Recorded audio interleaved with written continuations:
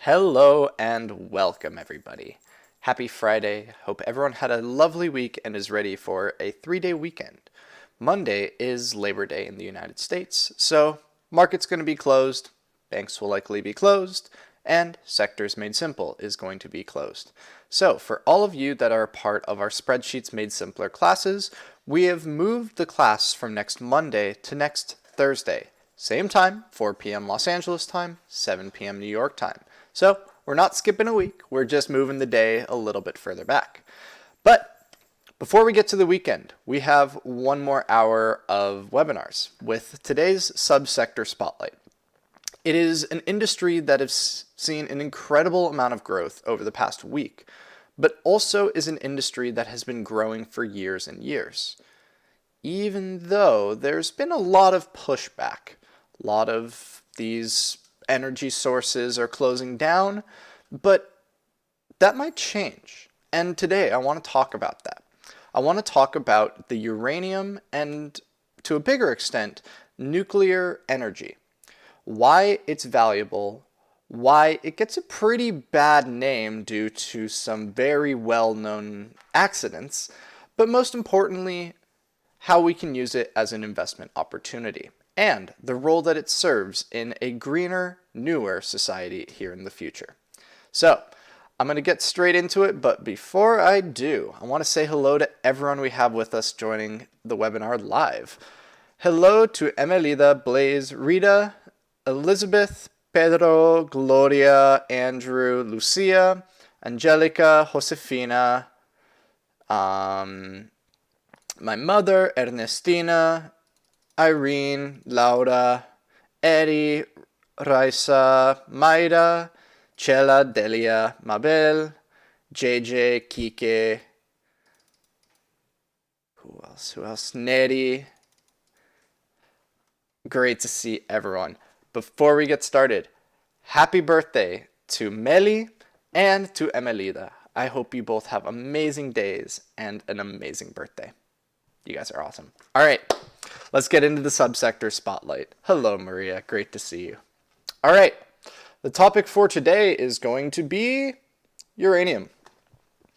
So before we get into it, usual disclaimer, we're talking about some investments today. Investments are, investments.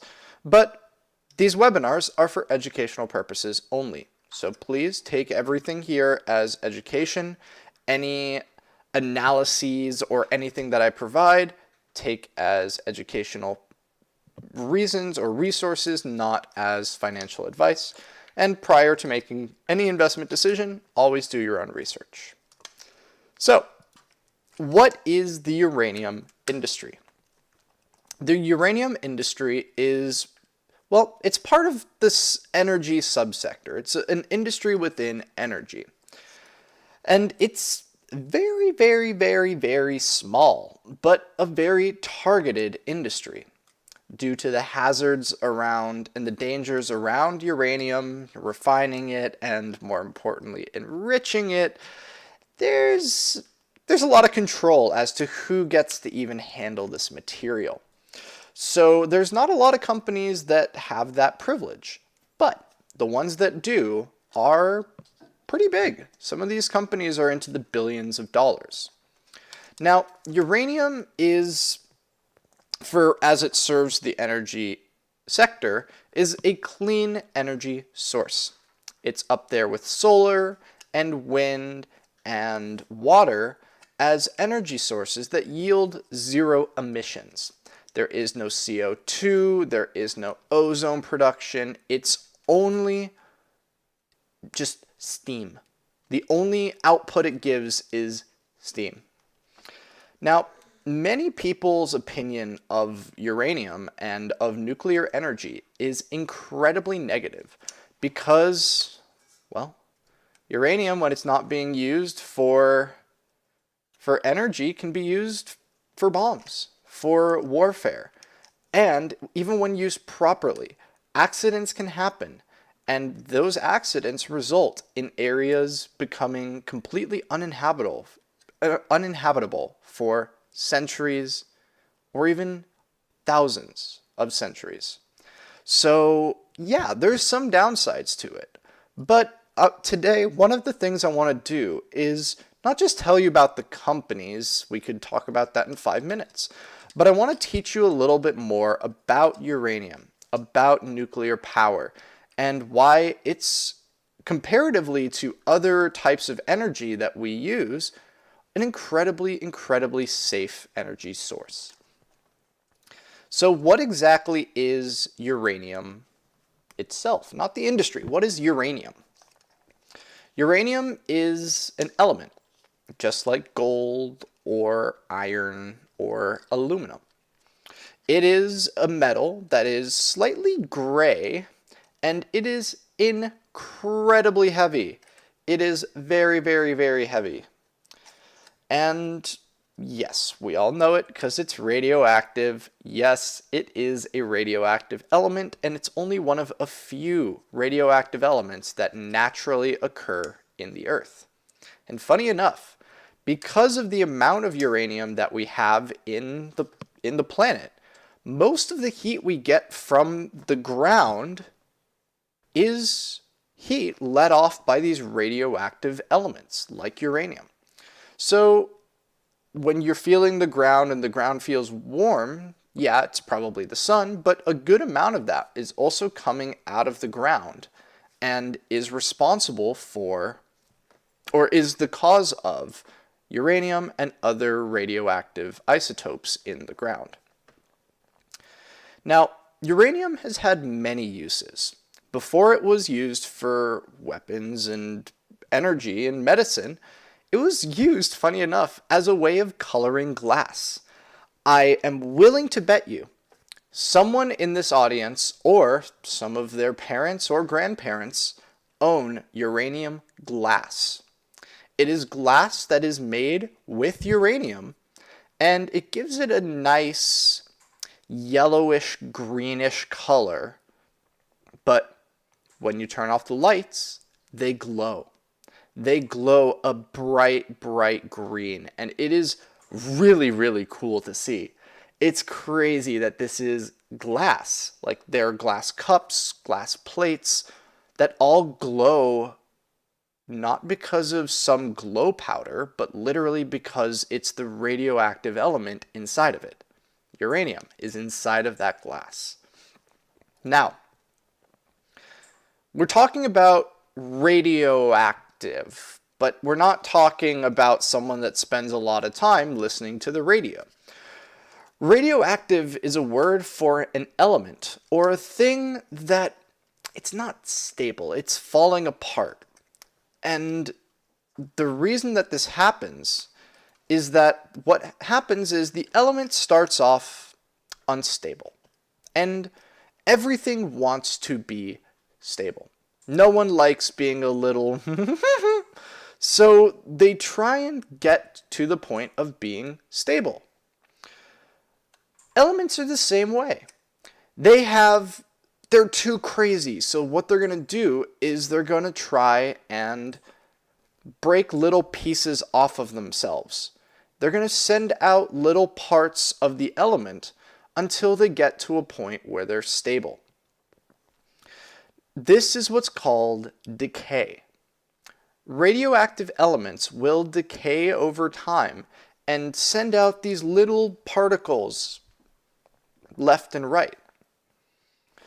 Now, there are different types of radioactive decay depending on what type of particles are sent out, but I'm not going to get into that today. We don't need to worry about the types of radiation and all of that. All we really want to think about when we're talking about the risks of nuclear energy is what's called half-lives. Half-life is the amount of time it takes for a radioactive element to lose 50% of its instability. 50% of that element is now stable. So, just to give you an idea, the actual uranium that they use for nuclear power plants, the half-life of it is about 700 million years. It's going to be around for a little bit.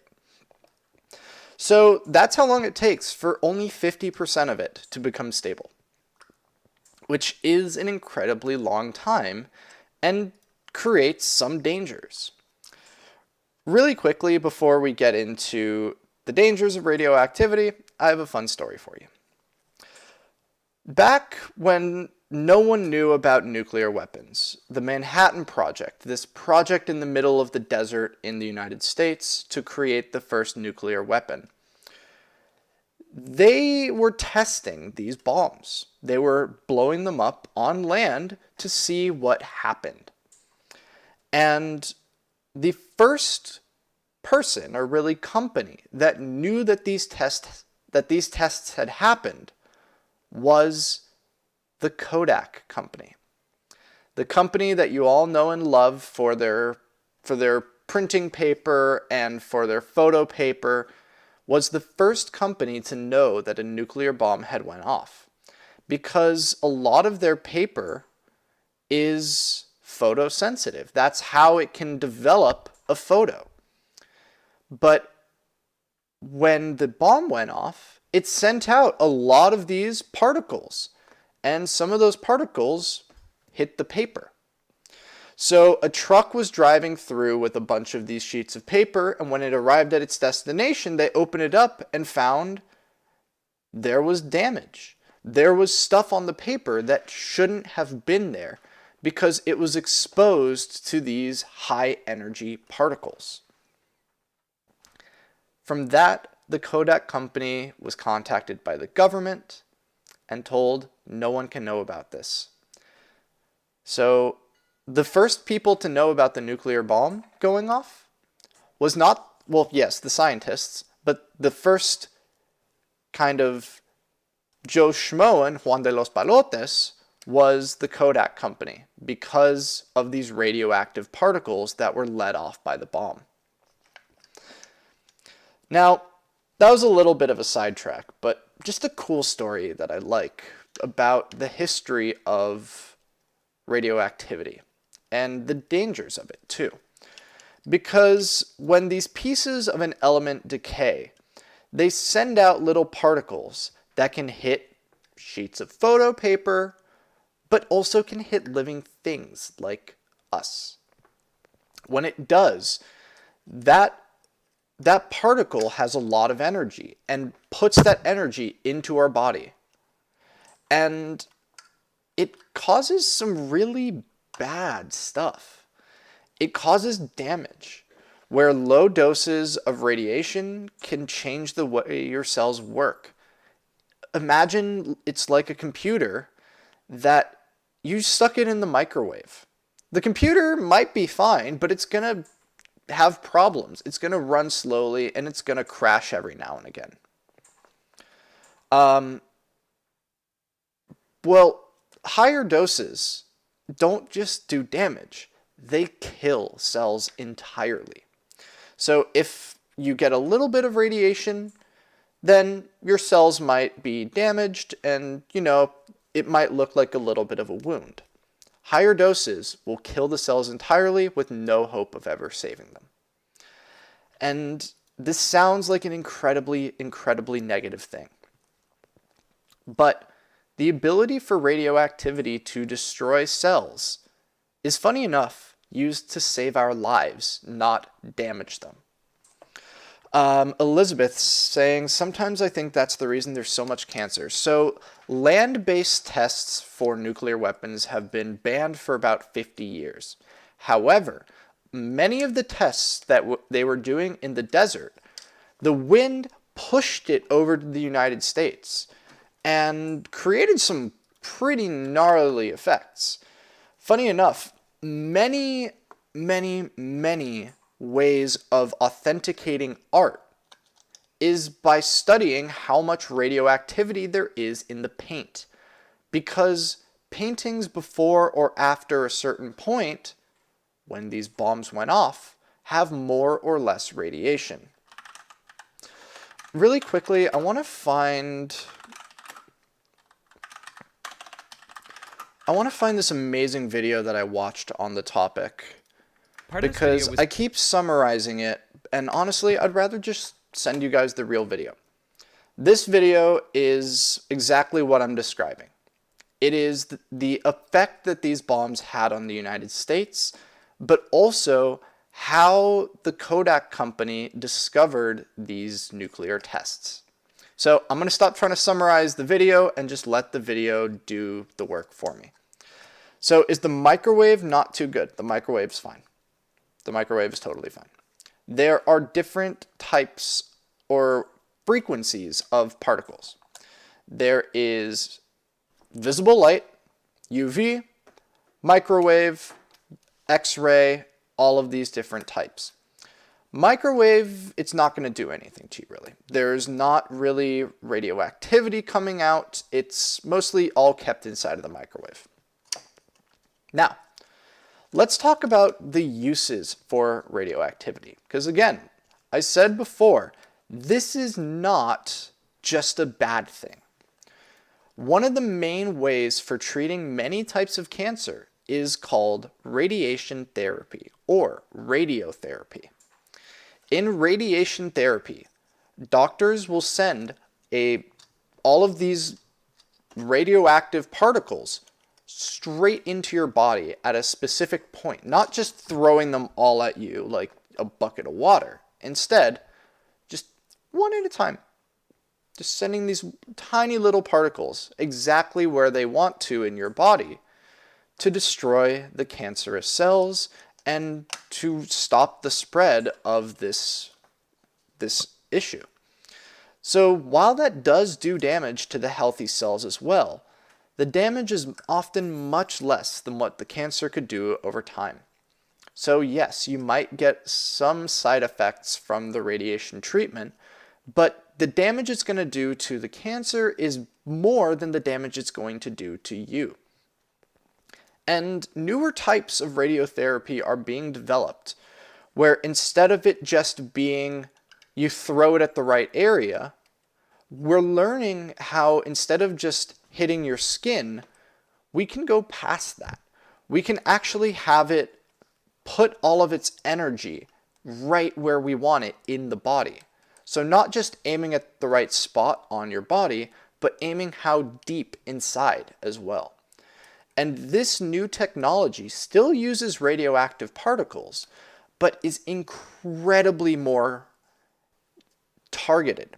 It's going to allow us to be much more specific with where we treat and reduce the damage that we do to our body in the process. So radiotherapy and radiation therapy is not going anywhere. This is not some old technology that we suddenly just will grow out of. It's still very effective, and in fact, we're continuing to learn how to do it better, faster, and safer. And this is just one use for radioactivity. I'm not going to go into them all, but here are some of the main ones. Archaeology. When we find something that we have no idea how old it is, what we do is we find how radioactive is it. We find those radioactive particles, and because we know half-lives, we know how long it takes for 50% of that to go away, we can tell how old it is. That is how much of our understanding of how old, like millions of years old things are, is because we can carbon date it by looking at how radioactive or how non-radioactive it is. Another one is research. We do a lot of research into how does energy or radioactivity affect different things. Another one that you are very common with, or very familiar with, is X-ray machines. When you go to the doctor and they give you that big apron to put on, the reason they do that is that apron is filled with lead. Lead, or really many different types of heavy metals, stop the radiation. So what they'll do is they will put all of the lead wherever they don't want you to get the radiation, and they will leave the part where they want the radiation open so that they can see the stuff that they're trying to get, whether it be bone or whatever they're looking for, they can get by using X-ray. X-ray is a type of radiation. Then smoke detectors. Many types of smoke detectors use radioactive particles as a way of figuring out if there's smoke in the air. Another one is atomic watches. Again, half-life is very, very known and is very, very easy to calculate. So atomic watches will use radioactive elements to know if the clock is going too fast or too slow, usually too slow, and will speed it up a little bit if it needs to, using this radioactive element to keep time. Another one is agriculture. Some types of agriculture involve hitting plants with radioactive particles to cure or eliminate different diseases. Another one is production monitoring. For many things, including filling up soda bottles, packing different types of foods, because half-life is so easily known and so easily calculated, we use radioactive decay as a way of knowing when one bottle is done being filled and the next one should start. Again, radioactive decay is incredibly well known, and because of that, we can use it as a clock to see how fast or slow something is happening. So now that you're starting to see how many things in our lives use radioactivity, should we be scared of it? No. It's not the boogeyman that's always there. People get scared of radioactivity because you can't smell it, you can't see it, and you can't feel it until it's too late. But it's all around us. There is always radioactivity around you, and you yourself are radioactive. Congratulations. The sun gives off radioactive particles called UV, ultraviolet. That is why being in the sun too long is a really bad thing. It's overexposing you to a form of radiation. Bananas are pretty radioactive. So the next time you're eating a banana, congratulations, you're getting a pretty decent dose of radioactivity. Granite countertops. Granite is a stone that we pull from the earth. Guess what else is in the earth? Uranium and other radioactive elements that irradiate the things around them. So granite countertops, radioactive. Smoke detectors, radioactive. You, me, radioactive. But the amount of radiation around you is really small. Like incredibly, incredibly small. And we call this radiation background radiation. I'm not sure exactly why bananas are radioactive, but they are on the higher end of being radioactive. It's not because they're GMO, it's not for any reason, just they are. They are more radioactive than other things. But there's no health warning out there that's saying bananas will cause cancer. No, the amount of radioactive stuff we're talking about here is so tiny that, let's put it like this. Flying in an airplane will give you more radiation than any banana could ever do. One of the most exposing things for radiation exposure you can do is flying in an airplane. But we still do that. There's no restrictions as to how many times you can fly. Really, small doses of radiation are expected and are fine. It's only when there's a ton of it over and over and over, or on a specific point, is where things get a little not so good. But as far as we're thinking about, there's nothing in your daily life that you need to worry about unless you're literally handling some radioactive material. Because we have many ways to control where it is and how much there is. So, how do we actually control all of this radioactive stuff? Think about it like you're swimming. Let's all put on our swim caps and our swim trunks and go for a swim. Everyone, do this with me. That's us swimming through air. It's incredibly easy. There's nothing difficult about it. So, radiation, let's pretend, is like us swimming. So, us swimming through air is easy. It's a joke, and you don't use much energy by doing that. So, radiation travels very, very easily through air. Now think about swimming in water. It's a little bit trickier. We can still do it, but it takes more energy and it's a little slower. So that's radiation through water. There's more stuff that you need to push through. Everything that you have to push through takes energy.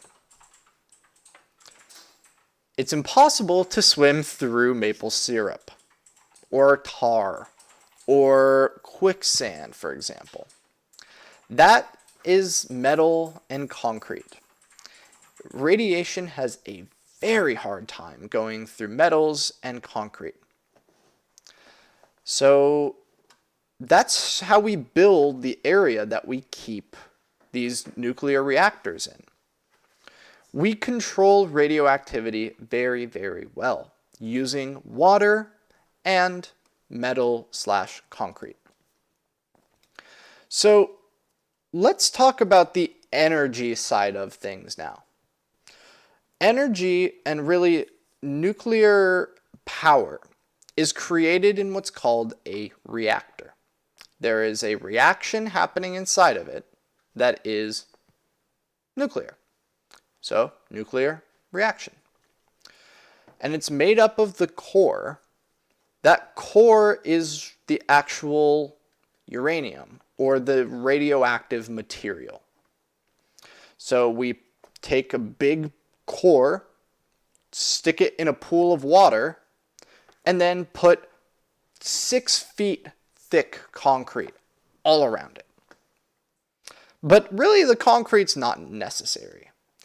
In fact, the water is so good at protecting us from radiation that if the water is about 10 feet deep or more, you can open up the top of the reactor and look straight down inside. And you can see the core inside glowing from the radioactivity coming off of it. It has this really beautiful, like bluish, like bright bluish, greenish glow. It is really cool to see. And one of the people that, when someone talks about, well, how dangerous is working around or living, more importantly, living around a nuclear power plant? Well, working in a nuclear power plant and living around a nuclear power plant has absolutely no change in radiation compared to the background radiation that you already are experiencing. To give you an idea, according to, I believe it's the National Institute of Nuclear Energy, the amount of radiation that you get from working a full year at a nuclear power plant is the exact same amount as a single banana. One banana is the same amount of radiation as if you had worked in a nuclear power plant for an entire year. Have I visited one? No, I would love to. They are not easy to go visit because there's not many reasons that you should be visiting one. There's not many around, and the ones that are around are very, very closely monitored. There are two different types of nuclear reactors. There are power generating ones, and there are research ones. The power generating ones create heat. That heat boils water, which turns into steam. That steam turns some big engines, and that's where we get our power from. Research reactors, what they do is they take the radioactive particles and aim it. So they literally take it and aim it in a certain direction so that they can throw that beam at stuff. What stuff? I don't know. I don't do research with nuclear energy or with radioactive particles. But MIT, the university in Massachusetts, Massachusetts Institute of Technology, has a nuclear reactor on campus. That nuclear reactor is used only for research. They don't generate energy with it, but MIT has a lot of really cool videos showing off what the reactor looks like, what it does, and they even take a camera and stick it down in the top of the reactor so you can see inside of it as it's running. It is really cool. That's how I know what color it is and all of that is you get to see it. But now we know to not really fear radioactivity. It is what it is. It's going to be around us, and it's been around since since before us, and it'll be around after. So let's just figure out how to use it, yeah? If it's going to be around us, we may as well figure out how to use it. I don't like bananas. It gives me a little bit of an allergic reaction. But now, let's talk about power. Let's talk about some radioactive power. Most nuclear reactors use a type, or what's called an isotope, of uranium called uranium-235. 235 refers to the actual weight of the particle itself.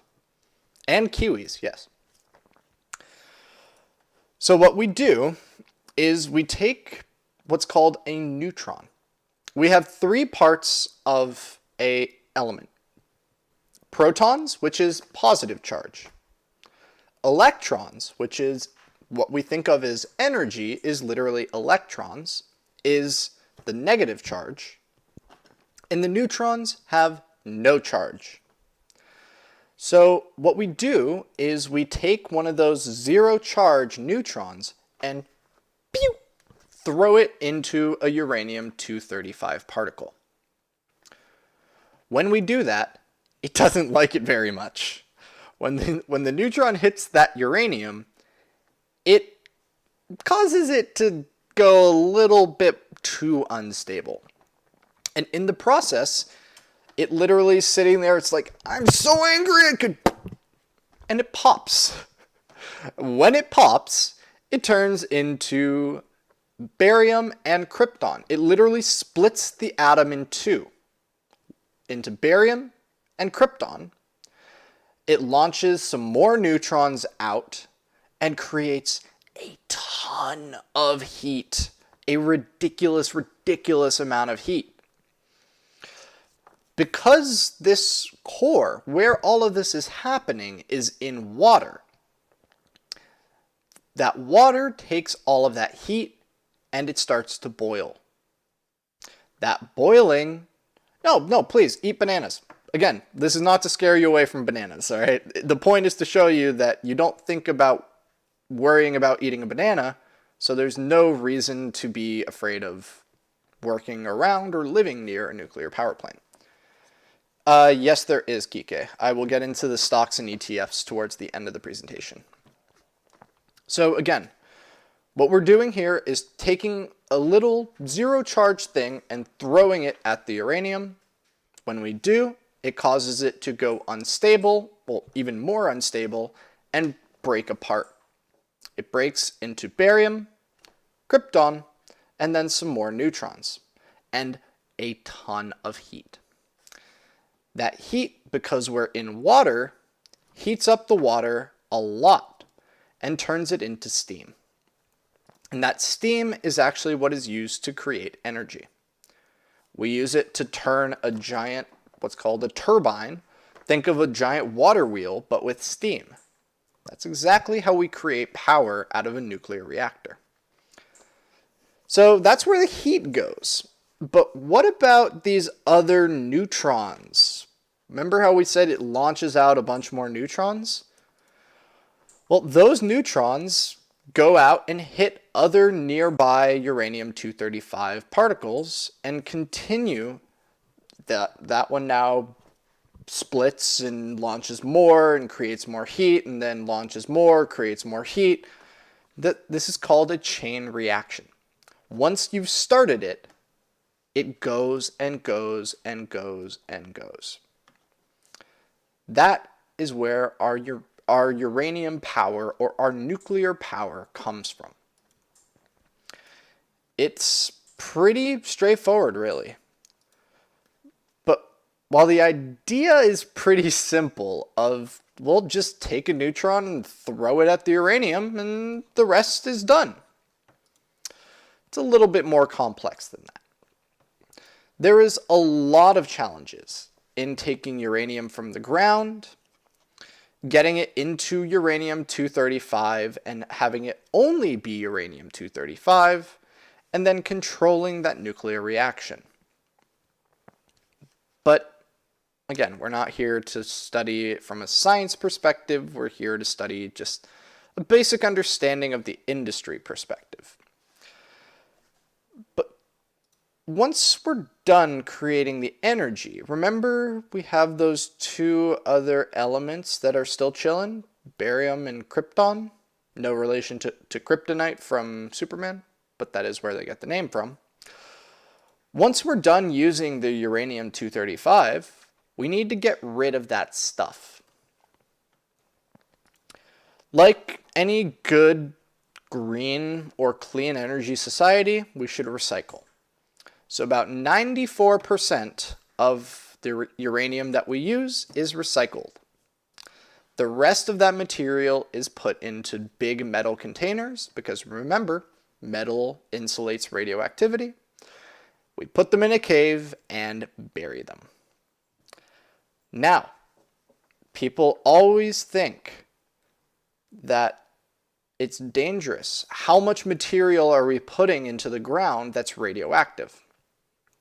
Well, remember two things. One, it was radioactive when we pulled it out of the ground. It's radioactive when we put it back in. Yeah, it's a little bit more radioactive, but that's okay. Two, the amount of uranium that the US has stored, if we put it all in one place, we could store it in a football field. That is how little room we need to store all of the uranium that has been thrown away, or the byproducts that have been thrown away over the past few decades that we've been using nuclear power. Now we've talked about the green side, we also need to talk about the dark side. While nuclear energy is extremely efficient, and by that I mean it can create a lot of energy for very little space and very little material, it does have its risks. That's why most people know about nuclear power and nuclear energy, is when it goes wrong. I'm going to cover three of the more well-known ones. The Fukushima Daiichi power plant in Japan. That power plant was working fine, but after a major earthquake in 2011, the water system broke, so the cooling broke, and as a result, the reactor melted down. Three Mile Island, which happened in the United States in 1979, and of course the one that everyone knows about, Chernobyl, in 1986. Let's take that number, 1986, and think forward from there. We're talking 35 years later. Over the last 35 years, there have been 57 nuclear accidents worldwide, and more than 60% of them have happened here in the United States. So this is not some technology issue that only newer developing countries would have. Most of those accidents are happening here in the United States. And not so much for the smaller accidents, but the bigger ones, such as Chernobyl, leave areas uninhabited for a very long period of time. We're talking on the low end, about 10 years. On the high end, like Chernobyl, about 50 to 70,000 years before people could live there and not be exposed to higher levels of radiation. That's the scary part. That's usually where most people end the presentation. They say, all right, here you go, done. Nuclear, bad. It's not why we're here, all right? We're here to talk about why it's a good investment, or why it's potentially a good investment. Let me phrase it like that. So let's go look at the other side, the reality side, I like to call it. While 57 disasters may seem like a lot, and may seem like Armageddon waiting to happen, the end of the world waiting to happen, let's look at how serious these disasters really were. But I said it takes millions of years to go away. Uranium-235, yes, takes millions of years to go away. Uranium-232, which is a lower isotope of uranium, only takes about 90,000 years, and some other types of nuclear material that they use in reactors, like the one in Fukushima Daiichi, those take about 10 to 15 years. Those are about a 10 to 15 year half-life. So Fukushima is still a very well-populated prefecture in Japan. There was not mass evacuations and not this huge, overwhelming worry because of the material and how it was able to be contained.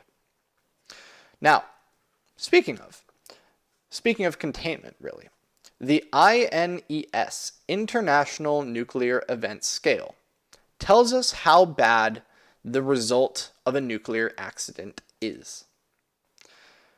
We take this scale from 1, which is, well, you spilt your coffee, kind of bad, to 7, it is a massive, terrifying catastrophe. Chernobyl and Fukushima are the only 7s. 3 Mile Island was a 5, and that was with no deaths or casualties. And that's not just talking in the meltdown. This is as a result. There was no related cancer deaths. There's nothing. Everyone was safe because there are safety measures in place. And that's the worst one in the US. Every other accident in the US has been 4 or lower. And before I say this next number, keep in mind that every one of these people have a family and is a tragedy. But from all of these 57 disasters, the total number of deaths has been 16. That is the number of people that have died in the past 50 years from nuclear accidents in the United States. And again, 16 is more than 0, and 0 is the number we'd like to see. But let's compare nuclear to other types of energy, where that number will start to seem very, very, very small. So now that we know 16 deaths in the US as a result of nuclear accidents, let's see how dangerous it really is compared to other types of energy. Brown coal results in, and we're just going to use terawatt hour as just the figure. Don't worry if you don't know what that is, doesn't matter. That's just what everything is going to be compared to. So brown coal, 3,272 deaths per terawatt hour. Coal, 2,462. Oil, 1843. Gas, which most of our cars, and it's one of the main energy sources, 282. Now we finally get to nuclear at 7. Just below that is wind at 4 and solar at 2. So yeah, we would like those numbers to be 0. But when we're comparing them to non-clean energy sources like coal, oil, and gas, those numbers really start to gain some perspective. There is sadly risks in everything in life. And yes, wind and solar are amazing, safe sources of clean energy. But let's compare why nuclear is still there. Because if it's just more dangerous and not needed, why are we even talking about it today? Well, even though it is more dangerous compared to other green energy sources, the 55 nuclear power plants in the US, which is 94 reactor cores, creates more than 50% of the US's clean energy. Let's just take one reactor, one of those 94, and let's compare the output of that reactor to other green energy types. One reactor is the same as 3.1 million solar panels, or 431 wind turbines. A single nuclear reactor plant can be built in about, I'd say, 2 or 3 acres. You're not going to be able to fit 431 wind turbines in that, and you're definitely not fitting 3.1 million solar panels. That one reactor, if we were to put it into terms of how much that would actually give us in terms of energy, that would power 100 million LED light bulbs. And not just that. Those solar panels only work when the sun's up. Those wind turbines only work when there is wind to push them. Nuclear energy works 24/7 and in any weather. So there is one major downside to nuclear. It's expensive. It is the most expensive energy type to build because we have to build new reactors and because there needs to be so much security in how these reactors are built. Now, many of you are probably looking at the clock and being like, did he really just talk for 50 minutes about nuclear? Yes, I did. Because I wanted to go into this much detail. Nuclear is a renewable energy source that, due to the fears around radioactivity and nuclear accidents, has gotten a really bad name for itself. And while it is more dangerous than other clean energy, it's still by far one of the most safe and efficient energy sources we have. And by space, if we are only talking about how much space it takes up, it's one of the most efficient. Now, many of us want to see the US and other nations move towards a completely green energy society. There is no oil or gas burned for the purposes of energy. Nuclear is going to continue to be a presence. It doesn't rely on weather. It can be made, it can be built anywhere. It doesn't rely on the sun being up or how often the sun is up.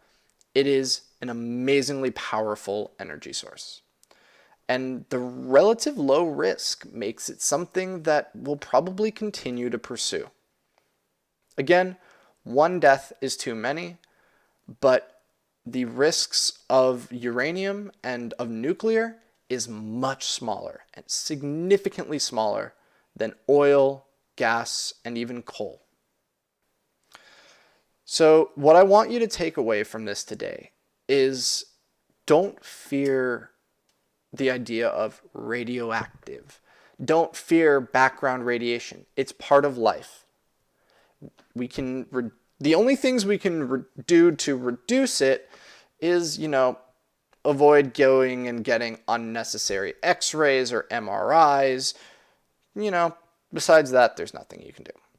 The reason we use so much radioactive stuff is because the amount of radioactive material it puts out, it's not going to do anything to us.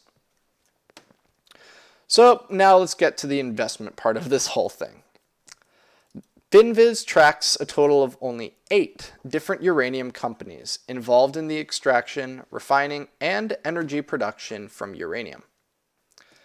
These companies are Cameco, CCJ, Denison Mines, DNN, Centrus, LEU, NextGen Energy, NXE, Uranium Energy Corp, UEC, Urenergy, URG, Uranium Royalty, UROY, and Energy Fuels. Say it with me. Ooh, ooh, ooh, ooh. You sound like a monkey saying it, but ETFs. There are only 2. The ETFs that we have are your Global Uranium ETF and Global Uranium Mining. The tickers for those are URA and URNM. So again, just to bring things back to the takeaways here. Uranium and other nuclear fuels are incredibly efficient, space efficient, and material efficient ways, but on the expensive side of ways to create clean energy. While the risk of accidents is incredibly low, there is an environmental risk where when these accidents happen, they may leave areas uninhabitable for decades or even thousands of years. But despite this, nuclear continues to be one of the leading sources for clean energy in the US and many other nations. And as we continue moving towards a completely clean energy and renewable energy source society, expect for nuclear to continue to grow. Don't fear it. Learn how it's used in many different areas and facets of our society. Radioactivity is part of everything because the sun, the thing that we get our life from, it's radioactive. So, not getting away from it, I'll tell you that much. Now, I want to end things with a custom matrix. I've put together a custom matrix for us that is 4 of the largest companies. So we have CCJ, DNN, NXE, and URA, as well, and Then we have the 2 uranium ETFs, URA and URNM, and because it's always good to have a benchmark, we're adding XLE, the technology ETF, in here as well. Let's first take a look at the matrix and see where energy is.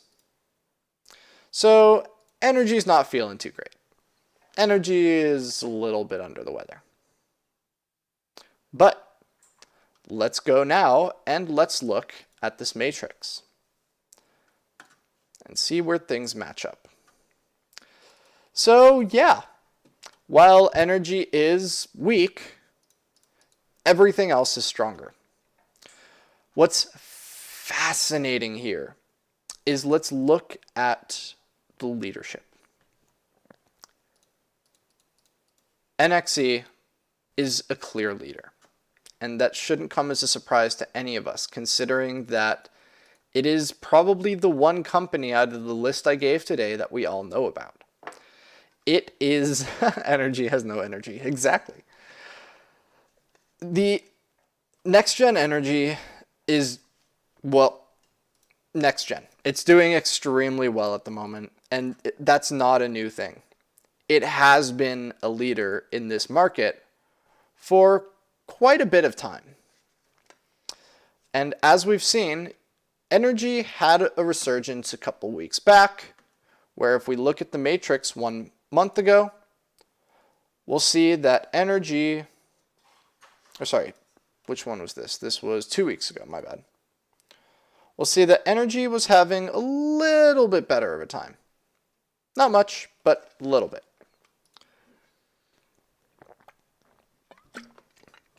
But as far as we're concerned here, there are two clear leaders: Next Gen Energy and North Shore Uranium Mining.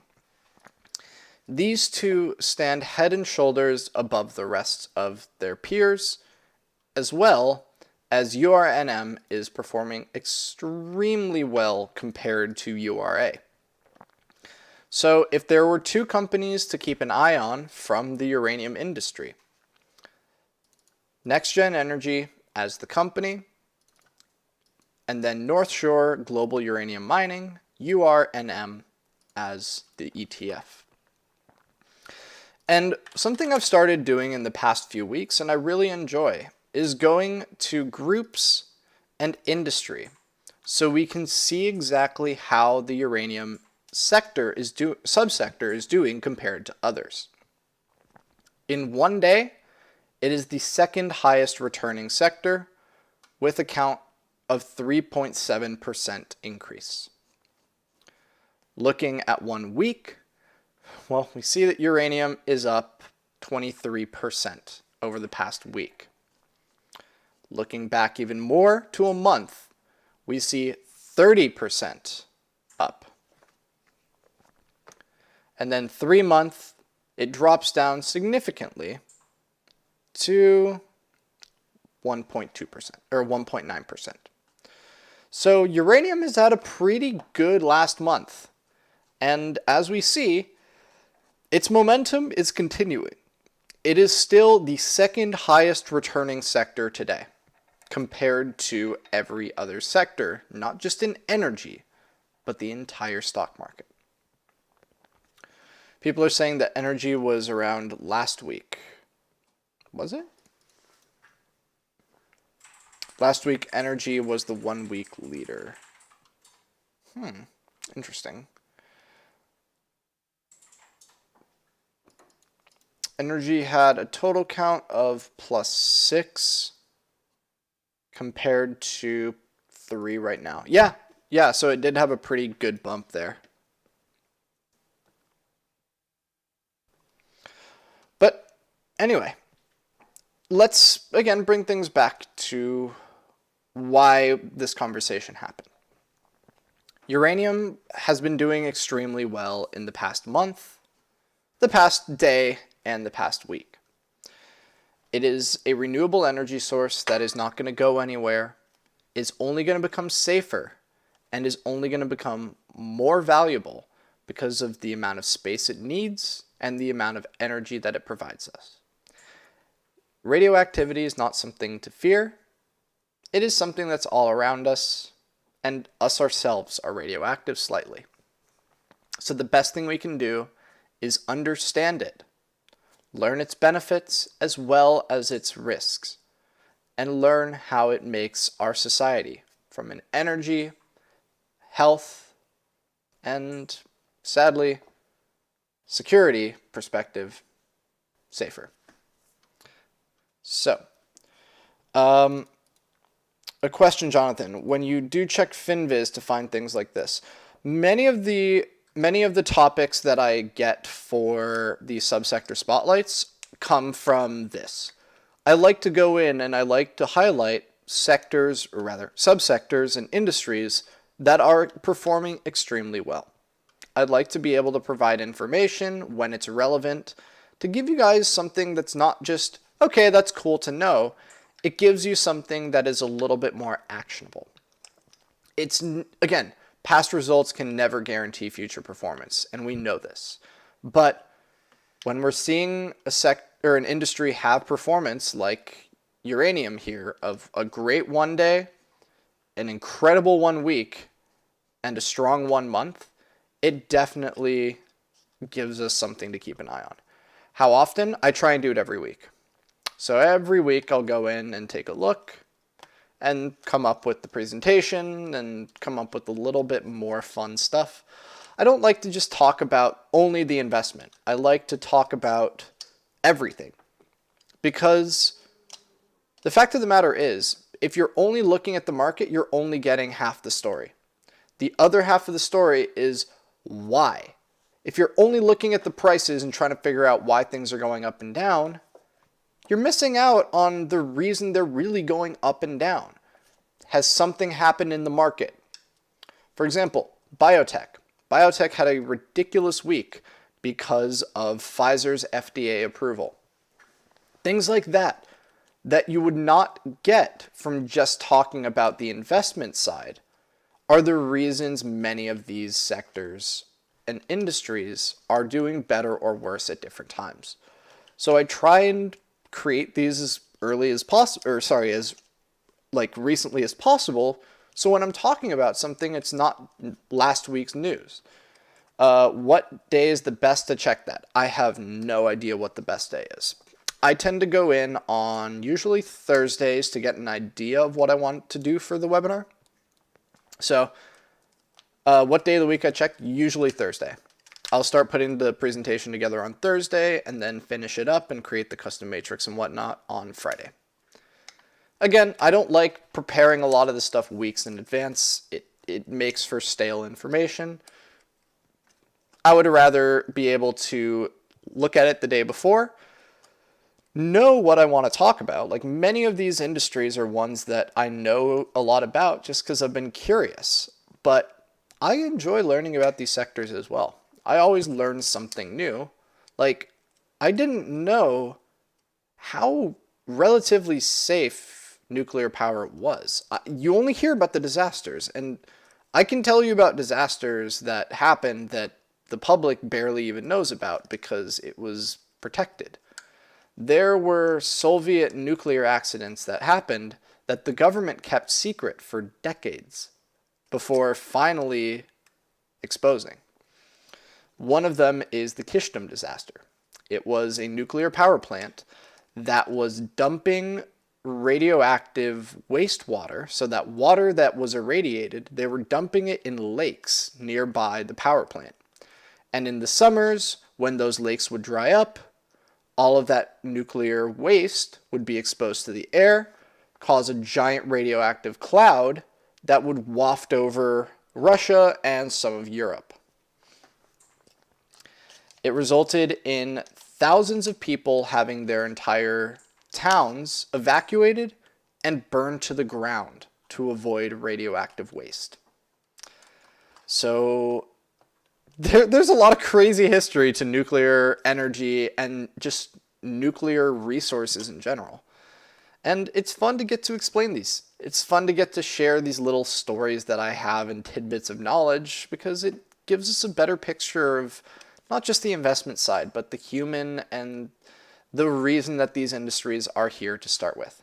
They're not just valuable investments. They are valuable parts of our growing, hopefully clean energy society here in the future. So that's where I'm going to leave things for today. Thank you all so much for joining for a very interesting, but I hope very informative webinar. It's a lot of fun to get to bring topics like this to you to share. But if there's any subsectors you all would like to hear me talk about, feel free to let me know. Send me an email at support@sectorsmadesimple.com. And until the next Subsector Spotlight, we'll see you all very, very soon. As a reminder, there will be no Spreadsheets Made Simpler class on Monday. We will resume our class on Thursday with a members webinar on Tuesday, like always. Take care, everybody.